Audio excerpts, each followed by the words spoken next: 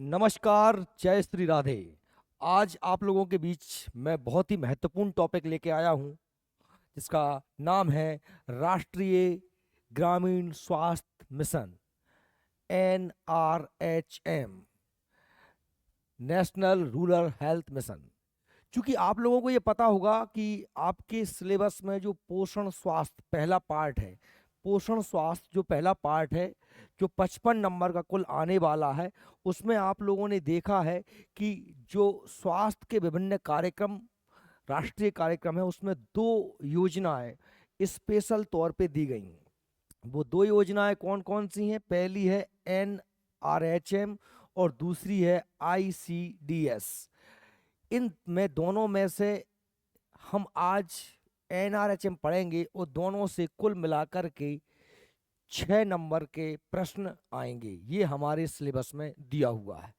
अब इसके अंतर्गत आज हम जो पहली योजना पढ़ने वाले हैं वो है हमारी नेशनल रूरल हेल्थ मिशन, राष्ट्रीय ग्रामीण स्वास्थ्य मिशन। चलिए, तो इसकी हम शुरुआत करते हैं। आपको इससे पहले मैं बता दूं कि अगर आपको पूरी क्लास है पढ़ना है हमारी लगातार, तो हमारा एप्लीकेशन आप डाउनलोड कर लीजिए जो प्ले स्टोर पर है, जिसमें हमारे फ्री ऑफ कॉस्ट टेस्ट चलेंगे और साथ में हमारी सभी क्लास है, लाइव मैथ, रीजनिंग या फिर पोषण स्वास्थ्य या योजनाएं या टीकाकरण, टोटल सिलेबस आपको मिल रहा है। और हमारी बुक भी है, इस बुक को भी आप परचेस कर सकते हैं, जिससे आप पढ़ सकते हैं। चलिए, हम बिना देर करे शुरुआत करते हैं। तो भैया, राष्ट्रीय ग्राम स्वास्थ्य मिशन है क्या? इस योजना को समझने से पहले मैं आप वर्तमान में जो योजना चल रही है उसके बारे में आपको दो बातें बताना चाहता हूँ। जो योजना हमारी है नेशनल हेल्थ मिशन, राष्ट्रीय स्वास्थ्य मिशन, इसको हम अम्ब्रेला प्रोग्राम भी कहते हैं। यह प्रोग्राम 2013 में शुरू किया गया है। ये क्यों किया गया है? देखिए, जो हमारा NRHM है ना, राष्ट्रीय ग्रामीण स्वास्थ्य मिशन, इसकी शुरुआत तो 12 अप्रैल 2005 को हो गई थी। बहुत पहले हो गया था, पर ये NHM 2013 में शुरू हुआ है, नेशनल हेल्थ मिशन। क्योंकि ग्रामीण लोगों तक तो स्वास्थ्य योजनाएं पहुंची, पर शहरी लोगों को भी इसमें इसकी सफलता को देखते हुए शहरी लोगों को भी इसमें शामिल करने के उद्देश्य से 2013 में हमने NHM कार्यक्रम शुरू किया। अभी वर्तमान समय की बात कर रहा हूं। अभी आपकी जो NRHM है और NUHM है, ये दोनों योजनाएं NHM के अंतर्गत चल रही हैं। देखिए, सरल भाषा में समझिए। NHM है राष्ट्रीय स्वास्थ्य मिशन, और इसके अंडर ही काम कर रहा है राष्ट्रीय ग्रामीण स्वास्थ्य mission, national rural health mission NRHM, और नेशनल अर्बन हेल्थ मिशन, मतलब राष्ट्रीय शहरी स्वास्थ्य मिशन। बात सही में, ये आपको इसलिए से अम्ब्रेला योजना कहते हैं। तो वर्तमान में तो NHM चल रहा है, लेकिन चूंकि हमारे सिलेबस में स्पष्ट दिया है नेशनल रूरल हेल्थ मिशन के बारे में पढ़ना है हमको, तो अब हम इसकी बात करते हैं। शुरुआत कब हुई, इसके क्या उद्देश्य थे, इसके कितने लक्ष्य तय किए गए थे और कब इसको शुरू किया गया और कितने लक्ष्य इसकी प्राप्त कर लिए, क्योंकि इसको डिटेल से पढ़ना है हमको। देखिए, यह मिशन क्यों शुरू किया गया, आप जरा इसको अच्छे से देखिए, समझ लेना कि यह मिशन दूर दराज के ग्रामीण क्षेत्रों में निर्धनतम परिवार, जो गरीब से गरीब लोग हैं, परिवारों को सुलभ, आसानी से वहनीय, मतलब वहीं उनके द्वार तक पहुंच जाए, और गुणवत्तापूर्ण, मतलब ऐसे नहीं कि फर्जी इलाज कर दिया जाए, अच्छा इलाज जिससे व्यक्ति का रोग सही ढंग से ठीक हो पाए, स्वास्थ्य सेवाएं प्रदान करने के लिए प्रधानमंत्री द्वारा 12 अप्रैल 2005 को इस योजना की शुरुआत की गई थी। ये बहुत बड़ा एक स्वास्थ्य कार्यक्रम है जिसको देश को बहुत सारे लाभ हुए।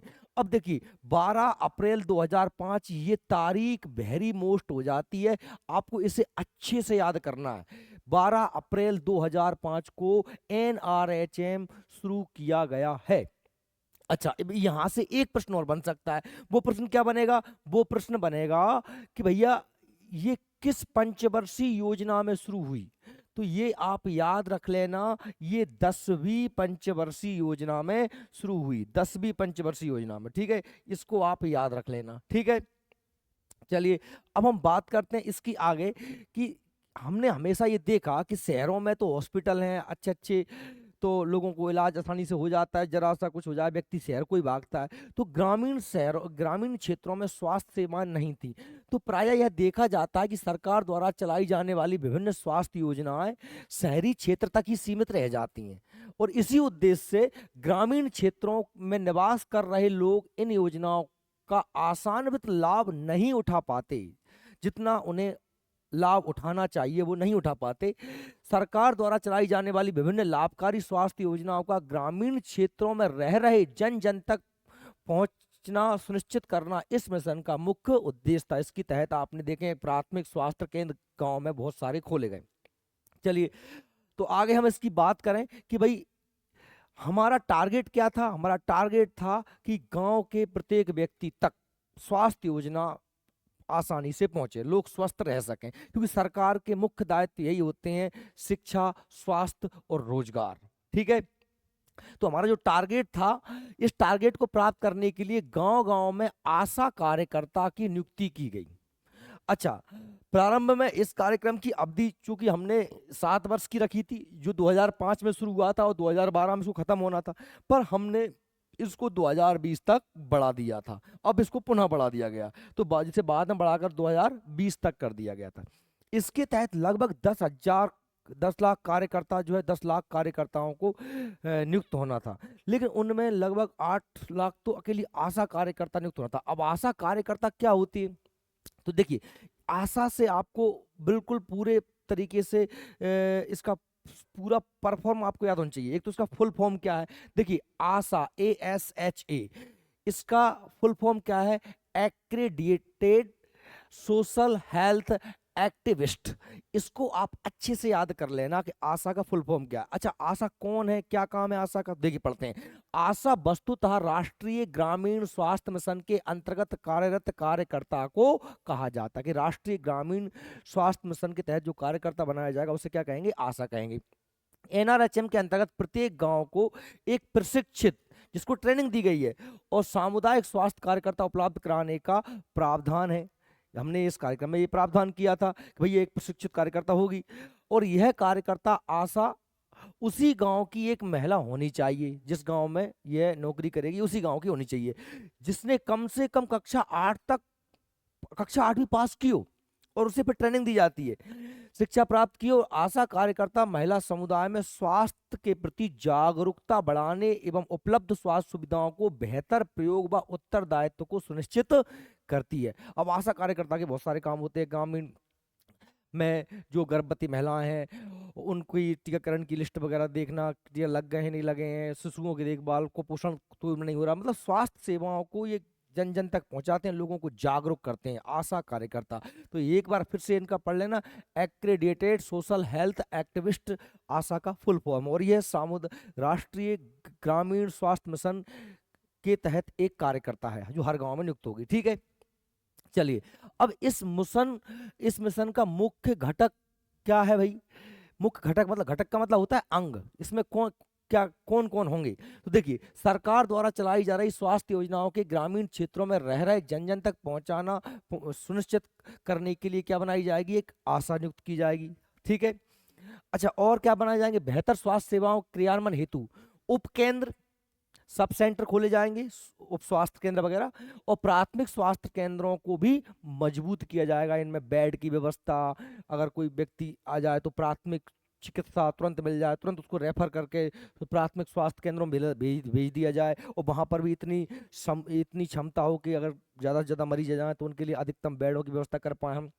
सामुदायिक स्वास्थ्य केंद्र को प्रथम रेफरल यूनिट के रूप में पूर्ण रूप से विकसित करना, और वहां 24 घंटे स्वास्थ्य सेवाएं क्रियान्वित करना। कोई कभी भी आ जाए तो उसको 24 घंटे जो है उपचार की सुविधा उपलब्ध होनी चाहिए, ये इसका एक अंग है। साथ में हमने बहुत सारी योजनाएं इसके तहत जारी की हैं, जो आगे मैं आपको बताऊं, जैसे जननी सुरक्षा योजना जो हमारी NRHM के तहत ही शुरू हुई है, या एम्बुलेंस सेवा 108 नंबर वाली, और चिकित्सा देखभाल की अधिक उन्नत और विकसित करना, मतलब मॉडर्न टेक्नोलॉजी का उपयोग करके इलाज करना, ज़्यादा से ज़्यादा बेड हों, ज़्यादा अच्छी दवाइयाँ हों, अच्छे नर्स, अच्छे डॉक्टर्स हों, ये सब इसके तहत हमको करना है। अच्छा, इसके लक्ष्य क्या रखे हमने इस कार्यक्रम के, तो इसके लक्ष्य देखते हैं, चलिए। तो शिशु मृत्यु दर शिशु मृत्यु दर, इन्फेंट मोर्टलिटी रेट यानी IMR। आप समझते हैं कि बच्चे जो पैदा होते हैं उनमें से बहुत से बच्चे विभिन्न कारणों से शिशु की मृत्यु हो जाती है। तो हमारा ये हमने लक्ष्य तय किया था कि भाई हमको जो शिशु मृत्यु दर है इससे प्रति 1,000 पर 1,000 बच्चे जब पैदा होते हैं तो उस पर अभी बहुत से बच्चे मर रहे हैं, तो उसको हमको कितने लाना है, 30 बच्चों पर लेके आना है। ये टारगेट था कि भाई प्रति 1,000 पर जो मृत्यु दर है वो कितनी होनी चाहिए, 30 से ज्यादा नहीं होनी चाहिए, हमको 30 तक लेके आना है। अच्छा, ऐसे ही हमने MMR मतलब मातृ मृत्यु दर, क्योंकि पैदा होने वाले शिशु भी मरते हैं तो प्रसव पीड़ा के दौरान बहुत सारी खामियां हो जाती हैं, बीमारियां हो जाती हैं, और जो प्रसूता होती है यानी माता होती है गर्भवती स्त्री, उसकी भी मृत्यु हो जाती है। तो या जन्म से पहले, बच्चे के जन्म के बाद भी। तो हमने वो भी तय किया कि भाई मातृ मृत्यु दर हमको 1,000 पे 1 करना, यानी कि 1 लाख प्रति 1 लाख पर मात्र 100 तक लेके आना, कि 1 लाख में अगर 100 मर जाए तो ठीक है भैया, उतना चल जाएगा, लेकिन उससे ज्यादा है तो नहीं चलेगा। ठीक है, तो ये शिशु मृत्यु दर प्रति 1,000 पे 30 लाना है, मातृ मृत्यु दर 1 लाख पे 100 लाना है, और सामुदायिक स्वास्थ्य केंद्रों को स्वास्थ्य सेवाएं प्रदान करने के मामले और मजबूत बनाना है। सन 2010 तक मलेरिया के कारण होने वाली मृत्यु की संख्या में 50% एवं सन 2012 तक 60% की कमी करना है। जो मलेरिया से मौतें हो रही हैं ग्रामीण क्षेत्रों में, उनको 2010 तक 50% करना था और 2012 तक 60% की उनमें कमी लाना था। देखिए, डॉट्स द्वारा टीबी, डॉट्स आप जानते हैं, डॉट्स टीबी की दवा है। टीबी मतलब यक्षमा या तपेदिक, जिसे हम बोलते हैं हमारा ट्यूबरक्लोसिस, माइक्रोबैक्टीरियम ट्यूबरक्लोसिस, एक फेफड़ों की बीमारी है जिसमें खांसी के साथ कफ में खून आता है। तो टीबी की जो दवा है डॉट्स, उसे उपचार को और अधिक प्रभावी बनाना, घर घर तक पहुंचाना, क्योंकि उसका एक टाइम लिमिट रहता है देने का। चलिए देखिए, जैसे मलेरिया में होने वाली मौतों को 60% कम करना है, और काला आजार से होने वाली मृत्यु दर को भी समाप्त करना है। ये इसके हमने लक्ष्य तय किए हैं। फाइलेरिया, माइक्रोफाइलेरिया के मामलों में 80% की कमी करना है, ये हमने लक्ष्य तय किए थे, काहे के NRHM के। आगे हम बात करते हैं कि भाई जो NRHM जो हमारा कार्यक्रम है, इस कार्यक्रम के तहत हमने बहुत सी योजनाएं चलाई हैं, और हालांकि मैं इसकी जो अन्य योजनाएं हैं उन पर हम एक वीडियो अलग से ही लेके आएंगे, क्योंकि इन योजनाओं को डिटेल से पढ़ना पड़ेगा। जैसे कि जननी सुरक्षा योजना, आप जानते हैं जननी सुरक्षा योजना, एम्बुलेंस जाती है, प्रसूता को घर से हॉस्पिटल तक लेके आती है और प्रसव के बाद में उसको हॉस्पिटल छोड़ के आती है। या फिर जननी एक्सप्रेस जिसे हम बोलते हैं, जननी शिशु सुरक्षा कार्यक्रम जो हमने 1 जून 2011 से चलाया। और परिवार नियोजन, जनसंख्या की अपार वृद्धि हो रही है, तो उस पर विभिन्न प्रकार के परिवार नियोजन के कार्यक्रम, विभिन्न प्रकार के कार्यक्रमों का प्रचार प्रसार, चाहे तो वो पुरुष नसबंदी हो, महिला नसबंदी हो, या फिर गर्भ निरोधक गोलियां हो, कॉन्डोम्स हो, लोगों को ये जो अब तो गैप के 3-3 साल या 6-6 महीने के इंजेक्शंस भी आते हैं।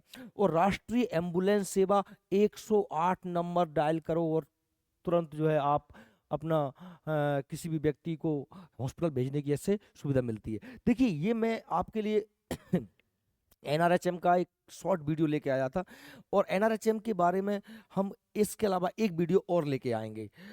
साथ ही ICDS के बारे में अगला वीडियो मेरा होगा, तो आप जुड़े रहें जीनियस कोचिंग क्लासेस से और अपना लक्ष्य प्राप्त करें। मेरी सभी को शुभकामनाएं हैं। कल हमारी शाम के समय वही 4 बजे से पुनः क्लास रहेगी। ऑफलाइन क्लास हमारी चल रही है, ऑफलाइन के अपने अलग मजे होते हैं, तो ऑफलाइन में भी आप आना चाहें तो वहाँ भी आ सकते हैं, और ऑनलाइन भी आप परचेस कर सकते हैं, यूट्यूब पे भी आप पढ़ सकते हैं। धन्यवाद।